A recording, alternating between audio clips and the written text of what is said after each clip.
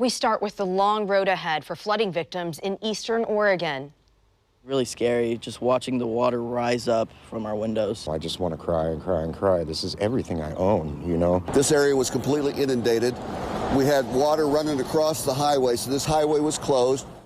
And today, Pendleton city leaders, including Mayor John Turner, went to Salem to give an update on the devastation.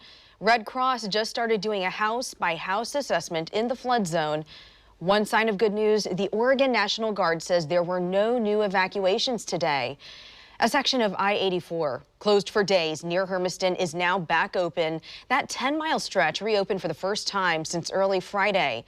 The speed limit in the area, though, is lowered to 45 miles an hour, and that's because of remaining road damage that's still there. And flooding victims now talking about a woman killed in last week's flooding. 62-year-old Janet Conley was swept away during last week's high water.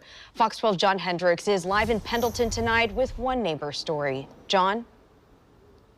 Well, Liz, it has been a tense few days out here in the Pendleton and Northeast Oregon. Rob Meyer, who you are about to meet here, says it just took a few hours for the Umatilla River to rise. He was up at the Bar M Ranch when Bingham Road was closed. It was blocked off by floodwaters.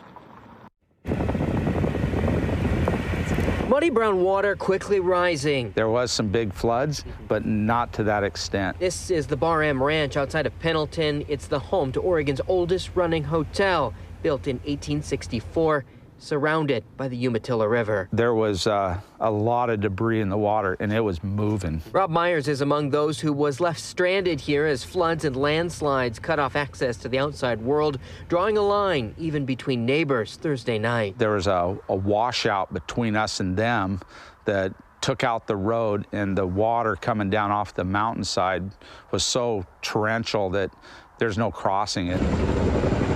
Myers is one of more than 50 people airlifted to safety. This is the Chinook helicopter landing to pick them up. They had just 10 minutes to get on. It was so relieving.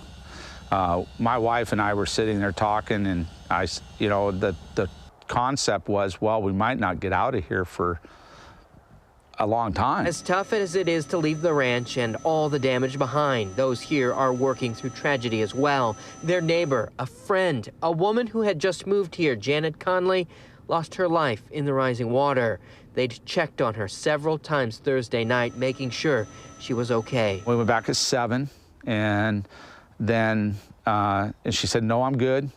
And then we went back at 7 in the morning, and we couldn't find her. Myers says she was a sweet woman, loved by those she met. She felt comfortable, and so that was a very bad deal. The focus now is getting this tight-knit community back on its feet.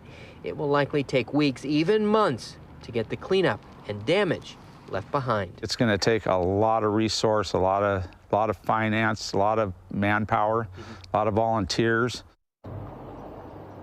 Now, here's the tough part for those folks. The Bar M Ranch, they can't get flood insurance, so they're hoping that the community will help step up and help them with those repairs. For more information on how you can help, we'll put the information in the online version of this story at kptv.com. Reporting live tonight, John Hendricks, Fox 12 Oregon.